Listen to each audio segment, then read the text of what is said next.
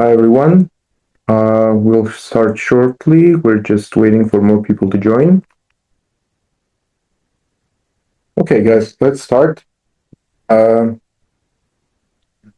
right, perfect. So, hi everyone. Once again, I'm Arthur from TCF. Welcome to Inside the 2026 e-commerce growth mindset webinar. Today, we are not here to repeat the usual industry talk. We are here to challenge it. I will be hosting today's webinar.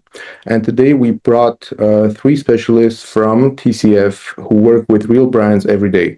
They will break down how advertising, SEO, and social media are actually evolving as we move into 2026. My job is going to be simple today. I will ask the hard questions, cut through the noise, and make sure you walk away with insights you can actually use. No theory, only what works in the real world. So let's get started. So during the webinar, you feel free to send over your questions in the chat. We already have several questions which have been submitted during the registration. So at the end of the webinar, if we have time left, we will also address the questions which are submitted in the chat in the Zoom room. So our first topic is the new economics of advertising. Performance marketing has changed more in the past 18 months than in the previous 5 years. Attribution is unreliable, creatives drive scale, and most brands are still running accounts like it's 2021. Irina, before we move to the topic, I'd like to introduce our speakers today. So we have Irina, Christine, and Kim from our team, from the TCF team. I'll allow the girls to introduce themselves, and then we can move to the topics. So maybe Irina, you can start. Yes. Hi everyone, my name is Irina. I'm an advertising expert from TCF team. I have more than 5 years of experience in advertising, and I have managed more than $2 million of ad spend across Meta, Google, and emerging platforms. I'm really excited today to share my experience and talk about how advertising has changed during the last couple of months. Yeah, thank you, Irina. Kim, you want to go next? Yes, hi everyone, I'm Kim, an SEO manager helping e-commerce brands get seen across the web and inside LLMs over 5 years. So it will be nice to share my expertise with you. Thank you, Kim. Christina, you want to go next? Yes, sure. Hi all, I'm Christine, a social media marketing expert at TCF. I have also around 5 years of experience in social media marketing management, in content creation, advertising content creation, and I've worked in with different projects in all categories. And one of the recent ones is in collaboration with Warner Brothers. So I'm very excited to share my experience with you all. All right, thank you very much, guys. All right, so let's jump back in. So as I was saying, our first topic is the new economics of advertisement. And the first question will go to Irina. Irina, as she already says, works with some of the most aggressive spending brands in our ecosystem. So she has a front row seat to what actually works today. So my first question, Irina, if you look at the average Meta or Google account today, 80% of the structure will look like it did in 2021, even though the platforms changed completely. What's the biggest outdated behavior you see that kills profit silently?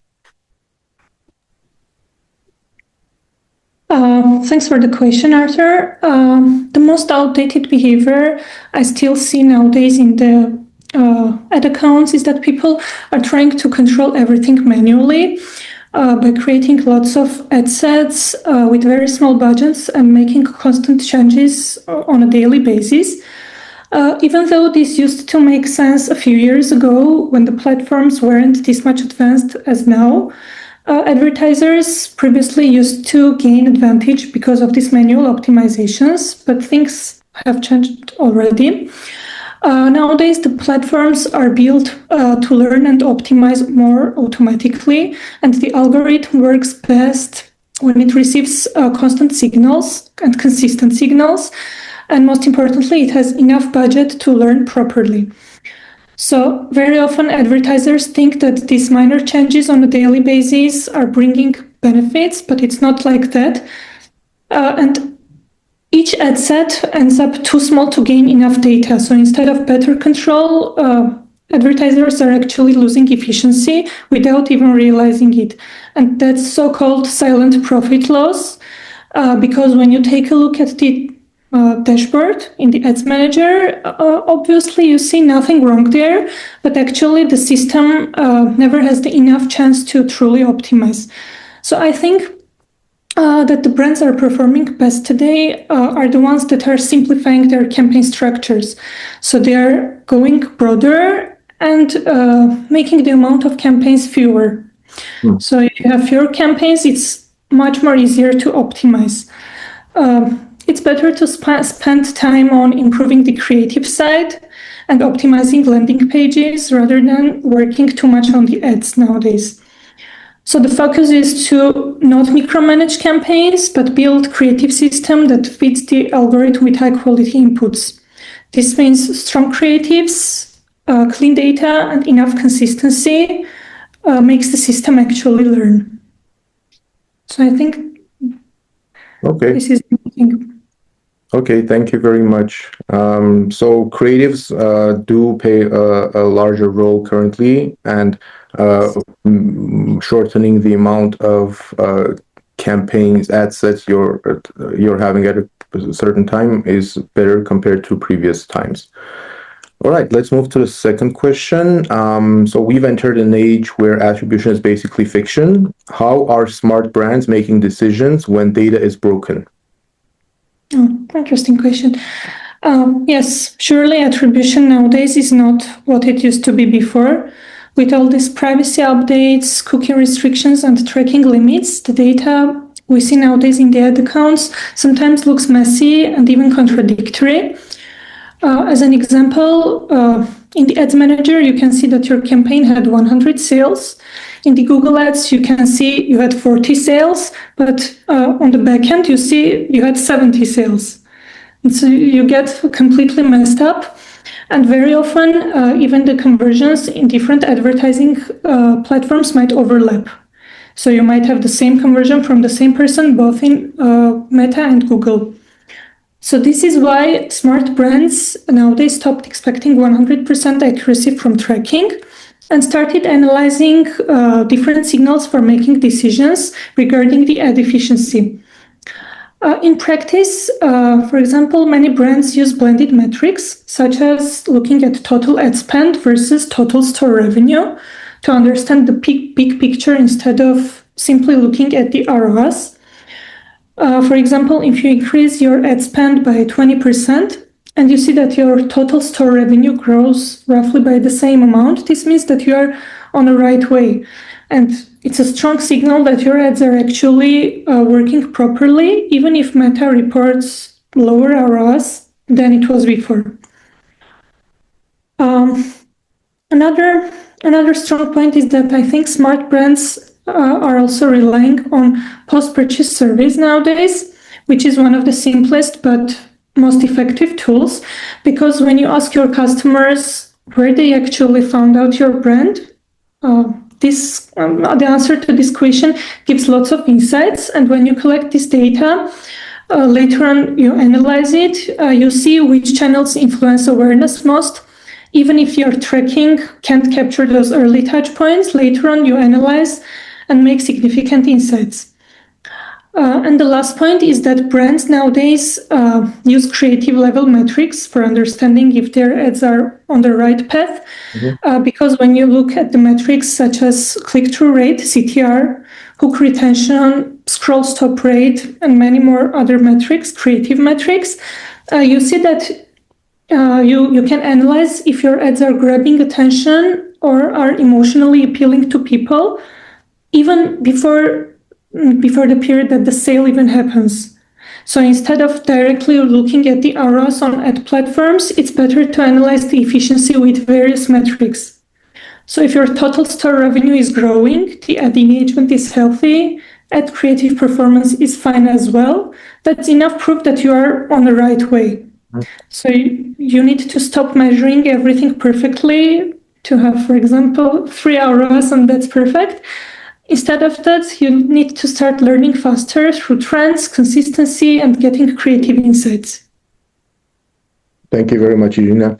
I especially like the part when asking customers post-purchase, like, where did you hear about us? That's a very good insight. Just one technical thing. This is towards the audience. So the team just notified me that we have a small technical error with Zoom, and I see that most of the participants are under the same name. So we just opened the possibility to change your name. So please, whoever is not logged in with their proper name, you can go ahead and change your names so that we can also, at the end of the webinar, when we go through the questions, we see who asked the questions. Thank you very much. Okay, so the next question will be, again, for you, Irina. So when CPMs rise every quarter, scaling is no longer about budget, but about creative throughput.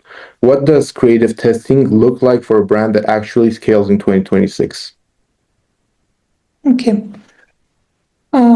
So when the costs, and saying costs, I mean CPM, when the costs keep rising, scaling isn't nowadays about who spends more, but it's about who learns faster in this industry where creative fatigue comes too quick. The brands that win today are not necessarily the ones who have biggest budgets, but the ones who have creative testing system, and they can find out what are their best working creatives. In the past, creative testing was completely different. We used to launch, for example, 20 different videos, cross our fingers, and hope that one of them will go viral. But it's not like that anymore. Nowadays, we need to build repeatable and systematic process that allows us to discover new winning ideas every week, because ads gain creative fatigue too quick, and we need to have new creatives every week, almost every week or every 2 weeks. And nowadays, it's a good practice to break every creative into small parts, to test hook, main story, product shot, call to action, and to test it from different angles. So instead of shooting various videos, you can have only one video and test different hooks. You may try for different openings. One may start with a problem solution, another one can showcase benefit, another one testimonial, or it can start with a shocking statement. And when the results come in, you just don't look at the results simply, you analyze why it won.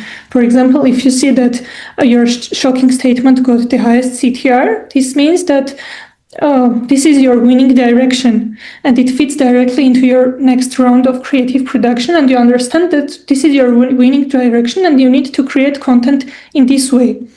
And this consistency allows brands to produce dozens of high-quality ads without losing their direction.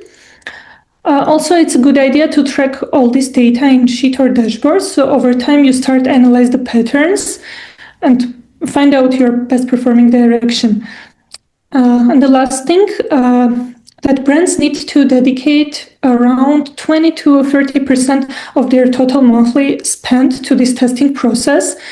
Many people consider that this is a wasted money, but it's definitely not like that, because testing is how you buy your learning. Because without fresh learnings, even the best ad will eventually die.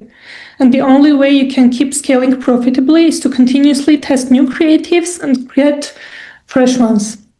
So creative testing is really important nowadays, and almost all ad platforms put the creative ones ahead. Yeah, definitely agree. Especially with creating and testing new content, new assets. The creative fatigue is something which is getting stronger and stronger, especially during these days. So definitely, you shouldn't rely on having one ad running which is successful. It might stop being successful any point. It surely stops. Yeah. All right, perfect. So let's move to the last question. I think this is an interesting one. So if you had $100,000 monthly ad budget for an e-commerce brand in 2026, how would you allocate it between acquisition, retention, and experimentation? Really interesting question. So if I had 100K monthly budget, I would focus on keeping balance between growth and stability. So some part of the budget can keep the business stable. Some part can go towards the learning, as I mentioned, around 20 to 30%, and some part should go to keep existing customers engaged. So it should go for retargeting. So I would break it down in the following way. About 70% should go to the already working campaigns, to the ads that we know are best performing ones, are our strongest funnels, and the audiences that we're fully sure of.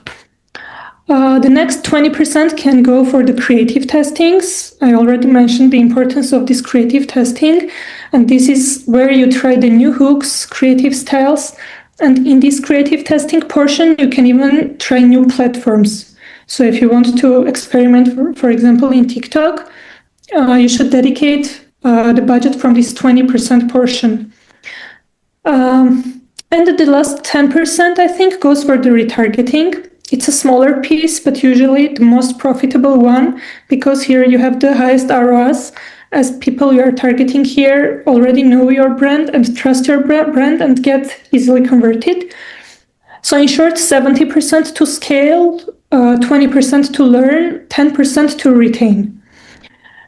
However, one small thing is that I would recommend this structure to use throughout the year. However, during the promotional periods, during the Black Friday, Christmas, or any other holiday sales, you can slightly adjust this mix and dedicate slightly more amount of budget to retargeting. Around 20% of your budget can go to retargeting campaigns to convert warm audiences using urgency-based ads, because those users usually won't convert during regular periods, but these limited time offers or promotional reminders can actually convert them.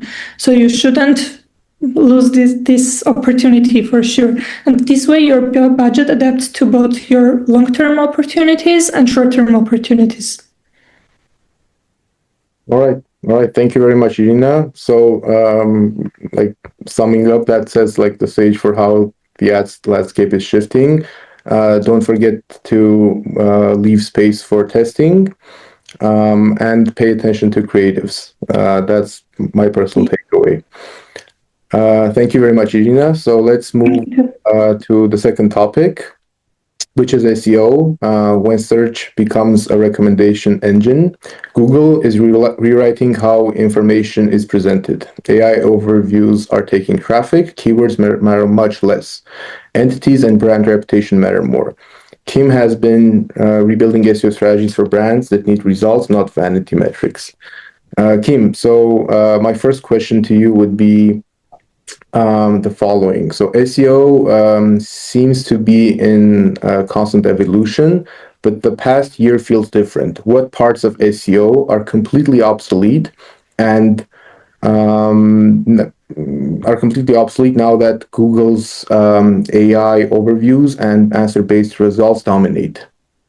Oh, you're right, Arthur. SEO has always changed, but what's happening right now, or last few months, is not algorithm change or another trend. It's a full shift in how people search and interact with information, which means that all tactics we relied on just don't matter anymore. But before starting, I want to mention that nobody knows all this LLM-wise information for 100% certainty. So this is a new era. It's changing very fast, and even the most experienced people in SEO are still experimenting and learning. So let me highlight 4 things that I think are obsolete. I will start with measuring success only by traffic, because for years traffic was the main metric, but AI answers are changing the game. And with AI overview, a user can get their answer and not even visit your website.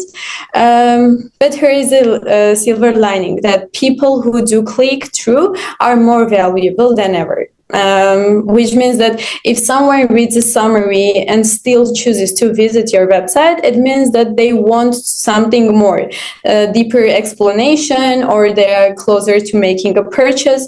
So while volume might drop, conversion quality goes up.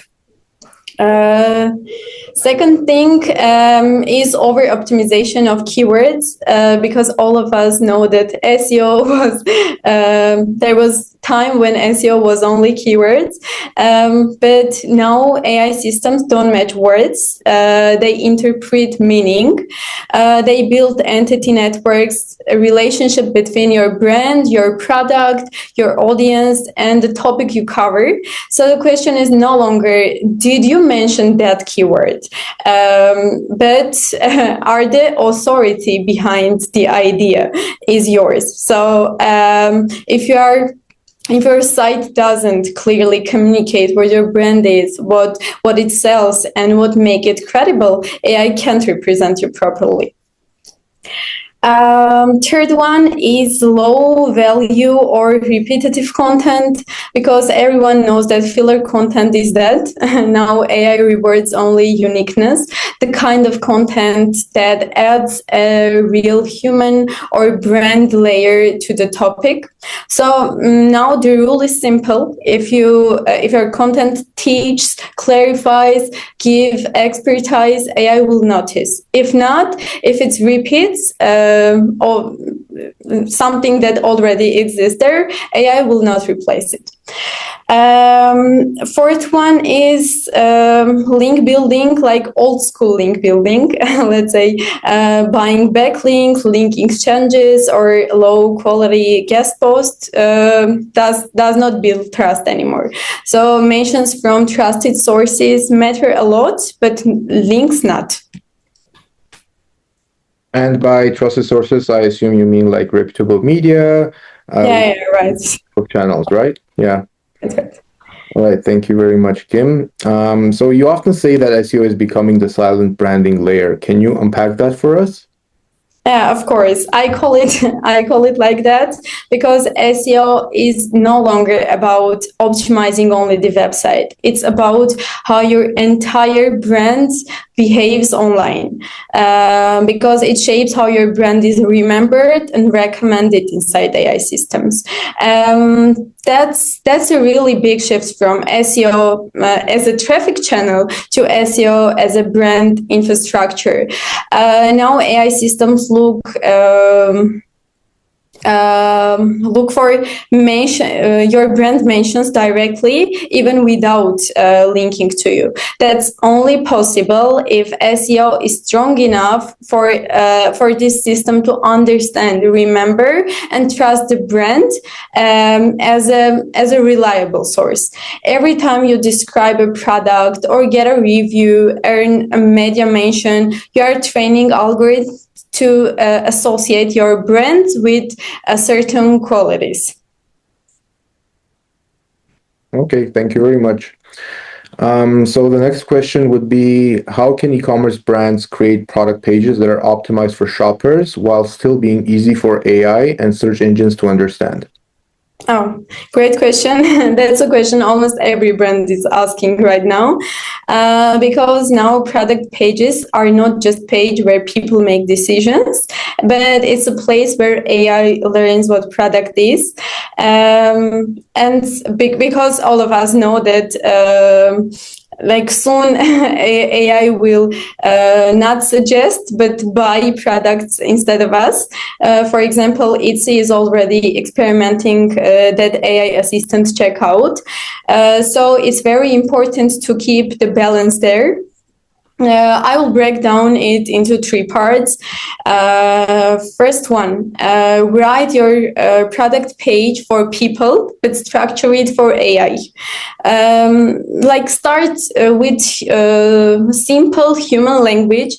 Your shopper wants clarity, not fluff. Just use simple titles, real benefits, and short paragraphs that answer what people actually want to know. know. For example, questions like, what does it do? Who is it for? Why is it better? And questions like this.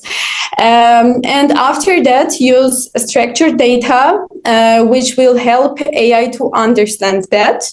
It's like it's the same product schema with price, reviews, FAQs, etc. Second part is product descriptions. Add context, not just specs. A product description now must be like a story. Both shoppers and AI systems looks for a meaning and purpose, and instead of technical specs, you just need to write human-friendly paragraphs, describe what that product will give people, why they care, which also will feed AI with strong semantic signals about context. So yeah, I left something.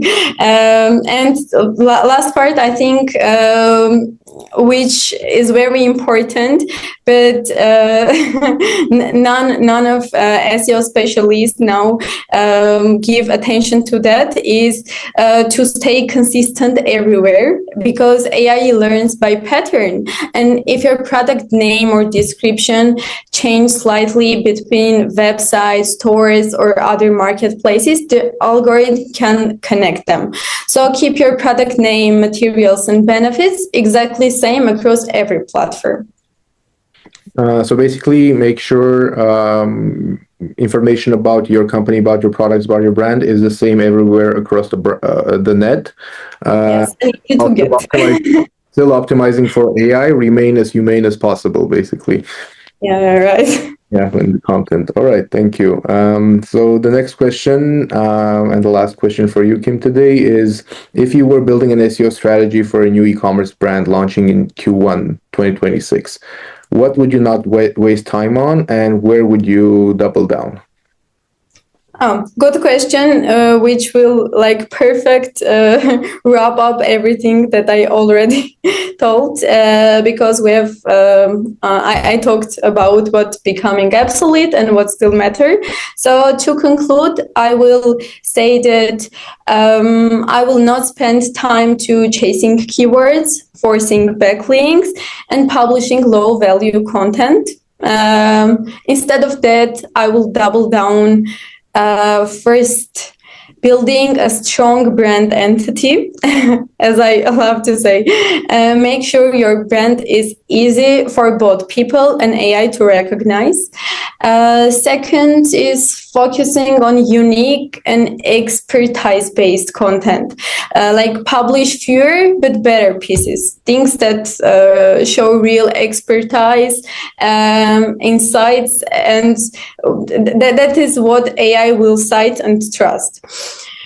Third one is optimizing for conversions. So write naturally, use a lot FAQs, include language that human understand, because AI reads that and people like that, and AI reads that. Fourth one, keeping technical foundation perfect. Today I haven't talked about that, but your site has to be fast, mobile friendly, because if your data is not easy to get for machines, you will disappear from AI results, and no matter how good your content is. Fifth one is earning authentic trust signals. Prioritize reviews, user content, real media mentions, because all these are signals for AI that you are credible. And last one, I would like to mention strengthening brand presence beyond Google, because as I told, AI learns from every platform, like YouTube, Reddit, Wikipedia, TikTok news, no matter where. So think of SEO as a brand everywhere strategy, not just for a search. All right, thank you very much, Kim. I think that gives a lot of clarity where like what search will actually look like in 2026, both in LLMs and in Google. So thank you very much once again, Kim. Just another note to the audience. I see that several participants have not changed their names yet. So a quick reminder, you can change your names. And don't forget to submit questions in the chat. So we'll be looking at the questions at the end of the webinar. So our final topic is social media beyond algorithms. Every brand is posting more, yet only a few are converting that attention into real revenue. Owned communities and social commerce are reshaping how brands grow. Christine has said both, has seen both sides of the equation: organic content that builds trust and paid content that drives results. Christine, let me open with this. So in 2025, 2026, some content still gets high engagement, but doesn't move the business forward. From your perspective, what kinds of content look successful, but actually don't convert or drive brand growth? Yeah, thanks for the question. So the key idea I would say here is that viral doesn't equal to valuable. And the recent trend that I'm seeing is that brands are constantly chasing after performative high engagement content, which is basically a type of content that generates likes. And that can be done through memes, through trending reel audios, etc. And that may perform well visually. However, that doesn't connect to the brand, that doesn't create the brand memory, and that doesn't incentivize the audience to convert, to visit your website. And I think in 2026, the brands, those brands will win who concentrate more on creating content that is value-led educational, that has proof of usefulness, for example, demo.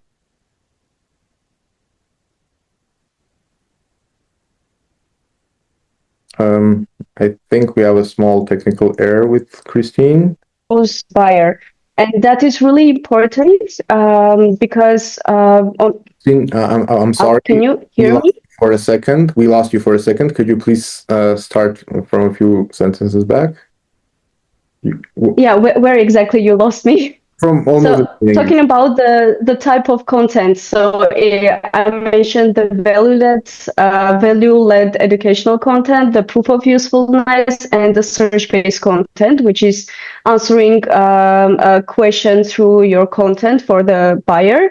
And that is really important because nowadays those platforms, for example, TikTok and Instagram, they're becoming more than just the platforms and becoming more search engines. And their growth is going to happen through content that is educating, that is solving an issue, that is de-risking the buyer's decision, and not just the type of content that just makes you laugh for a second and that's it. All right, thank you very much. So my next question to you will be, like, how are you, like, since you have been like specialized in both organic content and ad creative, like, how are you seeing brands integrate these so that paid doesn't feel like an ad, but still drives performance? Yeah, well, the most effective brands that I've seen, they are now blurring the line between organic and paid, but using the same human creative across both. And that can be done through ads like UGCs, founders speaking directly to the audience, raw footages of the product being tested, or just customer clips or reviews, testimonials. And the thing to remember here is it's not always about creating ads from scratch, but you can repurpose your content which has already worked well and resonated with your audience organically. So the simple rule here to remember is to create, test, and then scale what already has worked organically. All right, perfect. Thank you very much. So the next question, social commerce is evolving fast. From a content and creative perspective, what formats or creator collaborations are going to matter most next year? I'd mention two of them right now. The first one is the raw creator style video. They are not polished, not overproduced. The creators are speaking directly to the audience, showing the product like daily life usage, or here's how I use the product in my daily life and stuff like that. And that kind of content is the fastest way to gain trust among your audience. And the second one, I've mentioned the creator-led product storytelling. It's when brands are integrating creators earlier in their promotional flow and letting them shape the storytelling, the messaging, the language, because a lot of brands sometimes forget about that and concentrate more on their products features, specifications, and creators are the best way to talk to your audience because they know well the language and the audience feels that they speak the same language. It's their story, not the brand story. And now the next wave is going to be around not just creator marketing, but co-creation marketing. Yeah, I have also noticed that a lot of brands have started to utilize co-creation, and it's going very successful. So yeah, definitely that should be one of the go-to strategies of 2026. So if a founder had to choose one platform to truly invest in 2026, not just to post on, but to strategically own, which platform would you recommend and why? I think I'm gonna go with two platforms. I would mention TikTok first because it's where discovery happens, and that's especially for the younger audience because that's where trends are happening. And our algorithm is built in a way so it's easier to get new audiences, to reach new people who doesn't know you yet. And you can use that to test new angles, new messaging, new creative formats to see which one resonates best with the audience. And I would add Instagram because I think a lot of us have like a lot of updates are happening on Instagram. They're trying new things. They are trying to make it more authentic, more connected, pushing DM tools, buying flows. And I would use a formula like this. I would use TikTok first for the reach and testing creatives and messages, and then Instagram to deepening the connection and turning that attention that you got on TikTok into conversion and customers. Okay, so TikTok for testing and Instagram for scaling. Is that what you mean? Yes, yes. All right, sounds good. Perfect.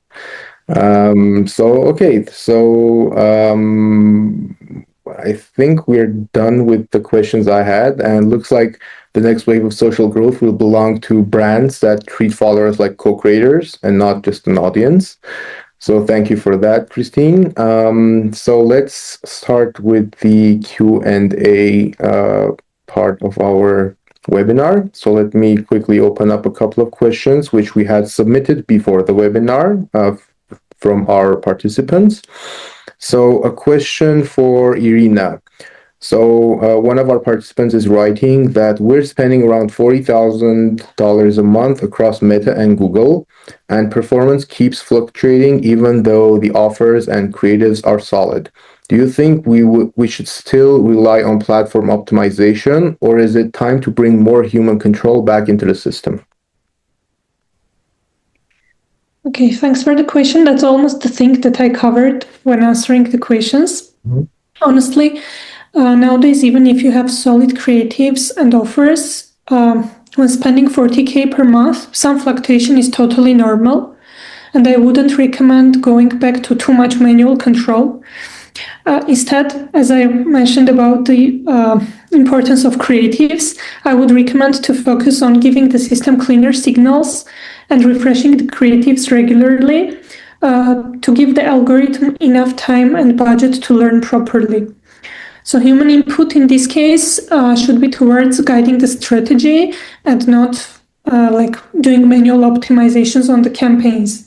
So I would recommend testing various hooks and directions for creative side to find out the best performing direction for the specific brand. Because each brand can have some winning direction. So I think that's definitely a thing that will help improve the performance in this case.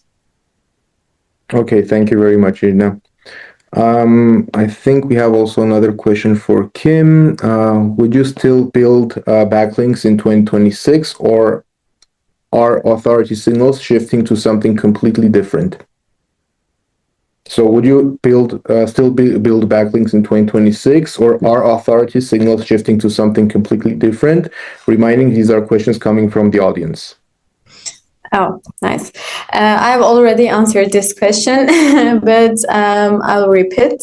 So, like old link building is that, but what about like being mentioned in a good website? That's very important, because for AI, it is important what others are saying about you, not what's in your website. So having mentions, not links, from Wikipedia, having mentions on Reddit, TikTok, and some other platforms could be very, very beneficial. Yeah, I've also noticed that LLMs quote Reddit and Wikipedia a lot, so definitely those are one of the most important directions. They're on first two websites that LLMs are cited. Paying attention to. Yeah. Okay. All right. So another question from the audience. I think this one will go towards Christine.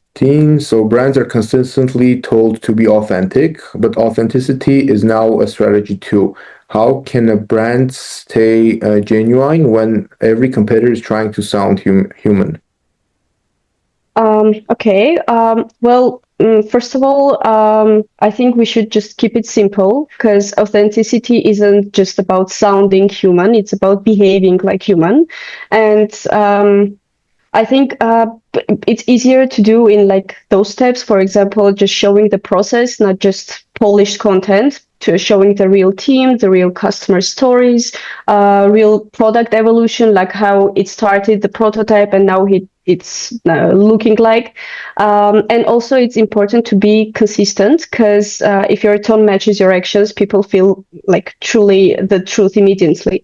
And also I would mention that having a clear point of view, when you stand for something specific, competitors can't copy it without looking fake. So if you can choose one point, one advantage, one specific thing that stands you out of like other competitors, none of them can copy that. And authenticity stops being a tactic when it's backed by behavior, not just the branding. Thank you very much, Christine. Okay, let's move to more questions from the audience. Kim, coming back to you, I think this is SEO related. How do you see search behavior changing for younger audiences who start discovery on TikTok or Pinterest instead of Google? Yeah, younger users don't use Google anymore, so they open like their TikTok. But this is like the parts that I talked about, branding layer. So no matter where it is, if it's on the web, so they can find you. It's about doing like general SEO things for that layer. I actually like the question. Whoever asked it, thank you for that question. Okay, next question.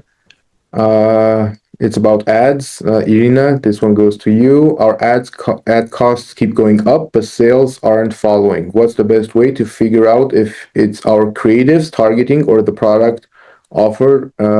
What's the problem? I think this was they wrote, so our ad costs keep going up, but sales aren't following. What's the best way to figure out if it's our creatives targeting or the product offer that's the problem? Okay, so they want to understand how they can understand where the problem is. Okay, so in each direction, it needs to analyzed like separately.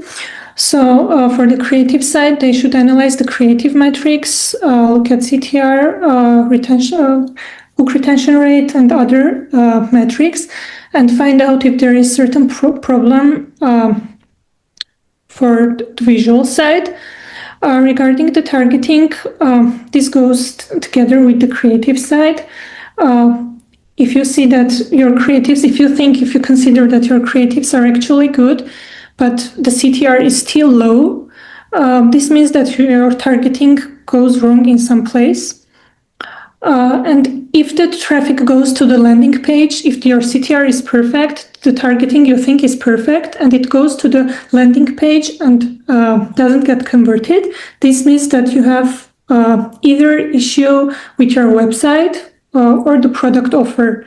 Maybe you have competitor that has similar product listed with a lower price, and he steals the traffic and conversions from you.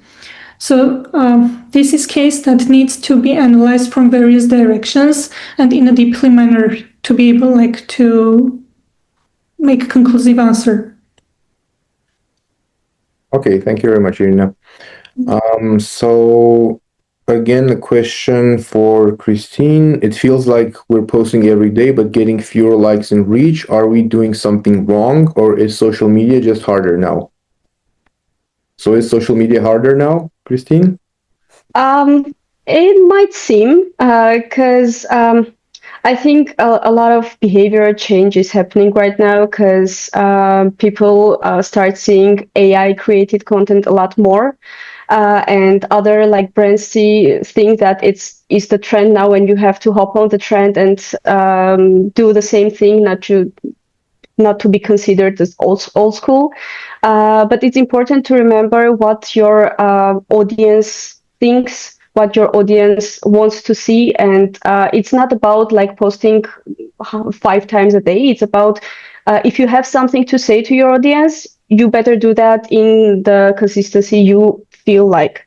It's not about a lot of posts in a day. So I think it's better to understand, to get insights what your audiences are talking about your product, or maybe you can get a lot of insights from Reddit, maybe searching your brand and to see what they want to see in your content to get more likes. And also remember to have one small component in your content that will make your audience to send that to someone else, to keep the engagement, to share that with a friend or something, or maybe save that.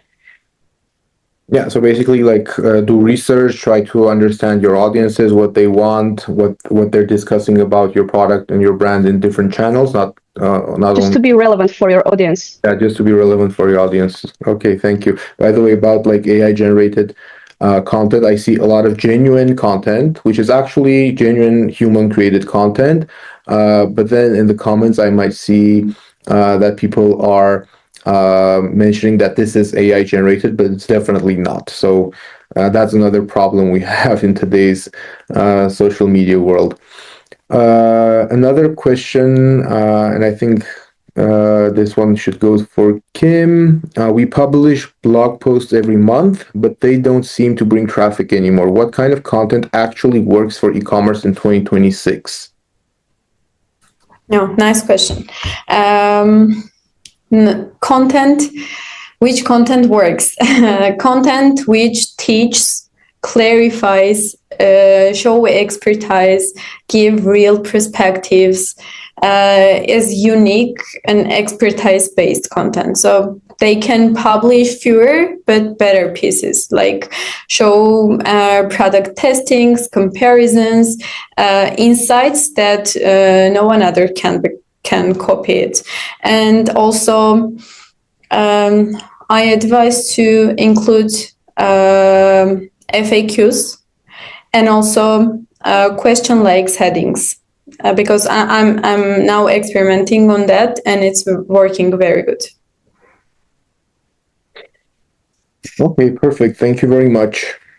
Thank you. Check if we have any more questions. But yeah, looks like we covered pretty much all of them. There are some which are repetitive questions, and we already answered those. Okay, perfect. So looks like we don't have any more questions. I'm going to go ahead and thank our today's participants. Kim, Christine, Irina, thank you so much. Thank you very much for your time today and for the wonderful insights we were able to generate during today's webinar. And thank you also to our participants. Thanks for joining our webinar and asking very valuable questions. So please don't forget to follow TCF. We will be organizing more webinars on a constant basis, and we will be sharing a lot of learning and knowledge we accumulate during our work with different brands in the e-commerce sector. So thank you very much, everyone. Have a good day ahead. Thank you. Bye. Thank you.